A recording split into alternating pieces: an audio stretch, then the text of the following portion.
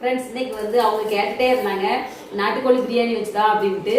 அது வந்து எடுத்து 2-3 நாள் ஆயிடுச்சு. அதை வந்து ஃப்ரீசர்லேயே போட்டு வச்சு இப்போ வந்து நான் வந்து கழுவி பாருங்க, இப்போ வந்து கழுவி எல்லாம் வச்சிருக்கேன். நான் அவிய வச்சு இவங்களுக்கு வந்து நாட்டுக்கோழி பிரியாணி செஞ்சு கொடுப்போம். எதனால நாங்கள் எடுத்து வந்து கறி என்ன பண்ண முடியுதுன்னா அந்த செஸ்ட் பீஸ் எல்லாத்தையும் எடுத்து வந்து பள்ளிப்பாளையம் அப்படியே பள்ளிப்பாளையம் இன்னொரு பேர் சிந்தாமணி ஏதோ ஒன்று அரைச்சிங்க. அப்போ வந்து மொத்தத்தில் போட்டு அப்படியே ரெடி பண்ணி செஞ்சு சாப்பிட்டோம்.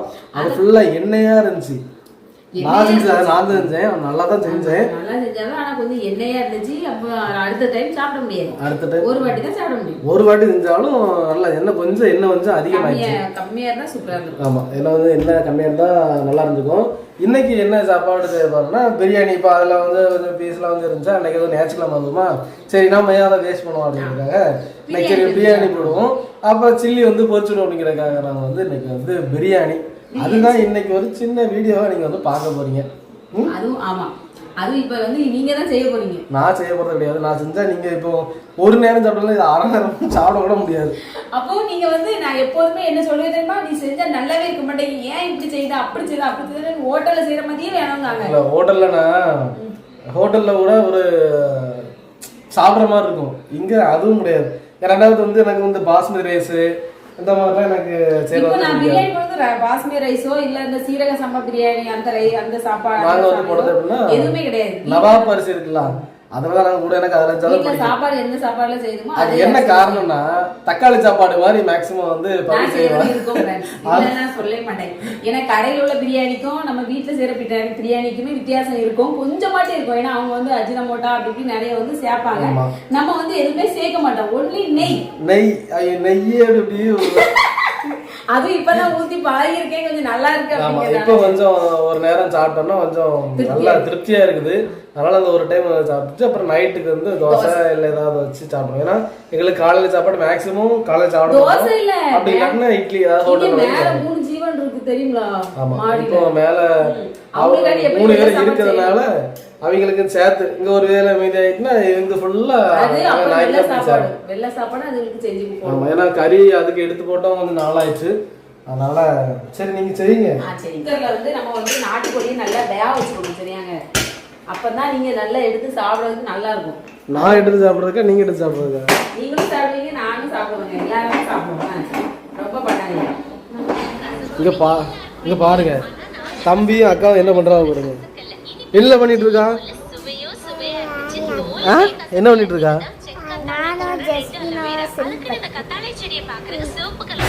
ஃபுல்லா இவருக்கு ஒரே வீடியோ பாக்குறதா இருக்கு வேலை. அப்படித்தானே ஜெஸ்டின்? இங்க பாருங்க, அவனுக்கு ஃபுல்லா அங்க இருந்தாலும் கண்ணு ஃபுல்லா அங்கதான் இருக்குது.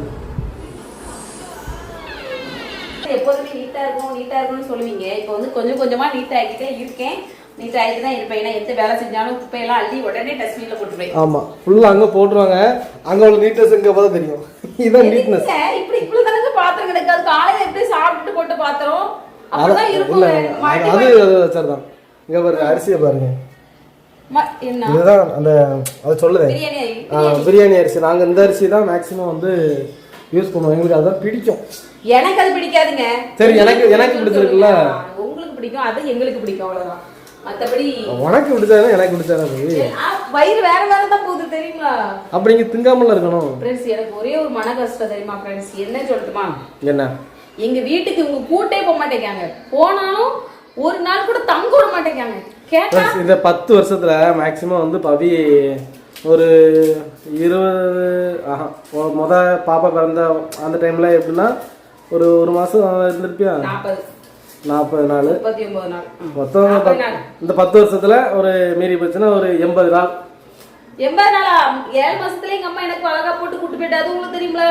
கூட்டு போச்சுன்னா நான் தான் அங்க வந்து இருந்தேன். அது உங்களுக்கு கேளுங்க ஃப்ரெண்ட்ஸ், எதுக்குன்னு கேட்டா ஒரு காரணம் ஒன்று சொல்லுதாங்க. இல்ல உங்க வீட்லயே ஆம்பளைங்க இப்படிதான் சொல்லுவாங்களான்னு மட்டும் எனக்கு கொஞ்சம் சொல்லுங்க. என்னன்னு பாத்தீங்கன்னா, உனக்கு உங்க அம்மா அப்பா வீடு இருக்குன்னு நீ அங்க போய் இருந்துக்கிடுத, எனக்கு இங்க யாரு இருக்கா சொல்லு பாப்போம் அப்படின்றதாங்க. இதுக்கு காரணம் என்னன்னா, அவங்க அம்மா அப்பாவும் இங்கதான் இருக்காங்க. அவங்களுக்கு இந்த ஊர் தான், அவங்க வீட்டுலதான் இருக்காங்க.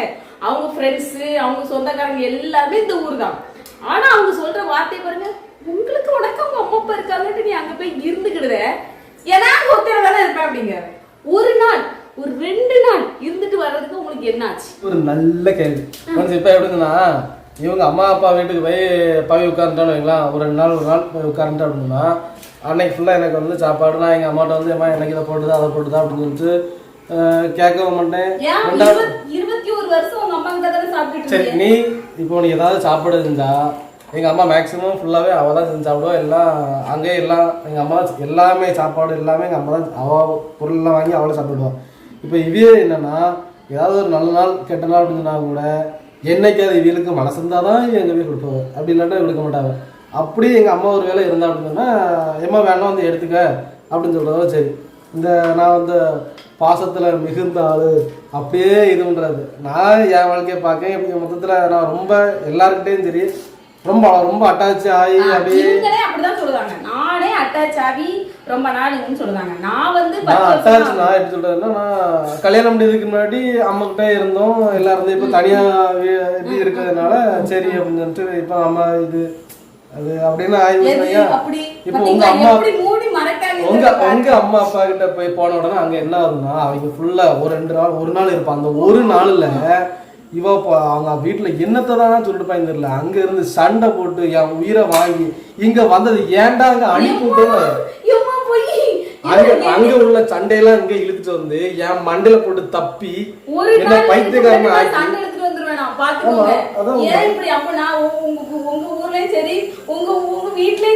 அப்படி இல்ல வரல. இப்ப பவி அவங்க அம்மா வீட்டுக்கு போயிட்டா அங்க ஏதாவது அவங்க அம்மா 4 குத்து நீ இப்படி எல்லாம் பண்ணணும் நீ அப்படிலாம் செய்யணும் அப்படி சொன்ன விட்டு நம்மளை இழுத்து விட்டு வேடிக்கை பார்த்து அது அது உங்க அம்மா அப்படி எல்லார் வீட்லயும் அப்படித்தான் நடந்துட்டு இருக்கு. இதான் உண்மையை சொல்றது. இப்படிதான் உணர்ச்சி வசப்படுவாங்க. அம்மாக்கு போன் போடு என்ன. சரி, எங்க அம்மாக்கு போன் பண்ணி என்ன சொல்லணும்? ஏமா நீ எதுவுமே வர சண்டையே முக்க அவசியம் அம்மாவி அப்பா இது 2 பேரும் ஏதாவது யார வச்சு எனக்கு வர 2 பேரும் அங்க கிடந்து விவசாயம் பண்ணிட்டு இருக்காங்க. போய் நீங்க அவியட்டவே பிடிச்சிட்டு இருக்கீங்க.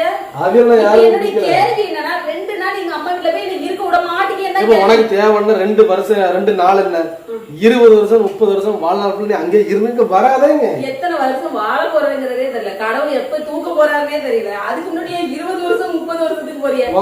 உனக்காக நான் வந்து சரி பொண்டாட்டி ஆசைப்படுதால சரி வேணா ஒரு 20 வருஷம் 30 வருஷம் அங்க இருந்துச்சுவோமா அப்படின்னு.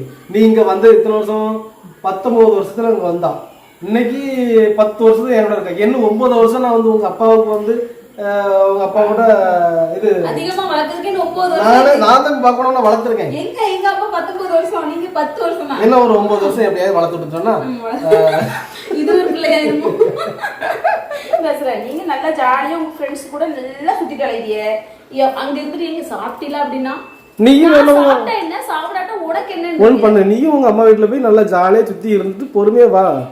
வண்டி வேணா பிடிச்சு வண்டி ஸ்கூட்டி எடுத்துட்டு போ. இருக்க விட மாட்டீங்க. போற பதில ஒன்னு செத்துறாத.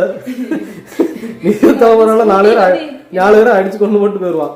என்ன வந்து ஸ்கூட்டி நான் வந்து ஒழுங்கா கத்துக்கிட்டதுக்கு அப்புறம் நானே எங்க வீட்டுக்கு இருக்கு 10 கிலோமீட்டர் 10-12 கிலோமீட்டர் இருக்கு சட்டு போயிட்டு வரோம். உங்ககிட்ட ஏன் கால வந்து கெஞ்சணும் போங்க.